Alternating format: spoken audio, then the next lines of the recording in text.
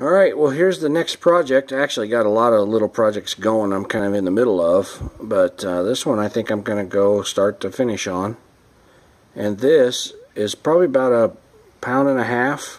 It's a little bit heavier than my Boy Scout hatchet. And I think it's a very old Plumb.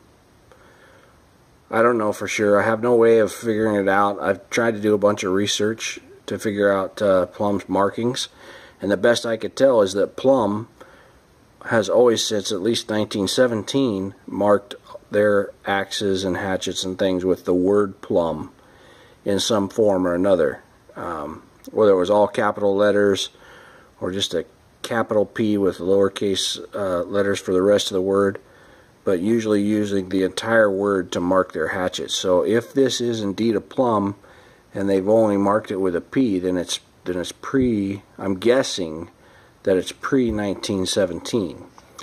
That being said, I'm not going to go crazy with trying to completely restore or refurbish it. Instead, what I'm going to do is I'm going to just, it looks like somebody had done their hand with a grinding stone and really kind of roughed up these cheeks in trying to thin them out.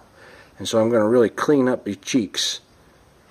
Just going to have a nice clean contrast grind of the cheek, and then also a nice contrast grind. I'm actually going to bring this mushroom material off first, and then I'm going to do kind of just a contrast grind right down the back of the pole, just enough to clean off the scale and kind of make that P stand out. So because I really like this patina. I like this scale. It's deep and it's gnarly. And if I were to try to do like a vinegar soak or anything like that, then it would just remove too much, and there would just be way too deep of pitting and everything in here.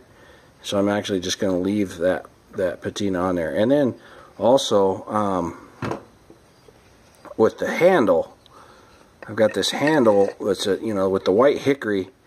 I'm going to sand it. I'm going to thin it out and stuff. I'm going to sand all this burn mark. This manufacturer kind of went with kind of a flame look, and so I'm going to sand it, get right down to the white hickory.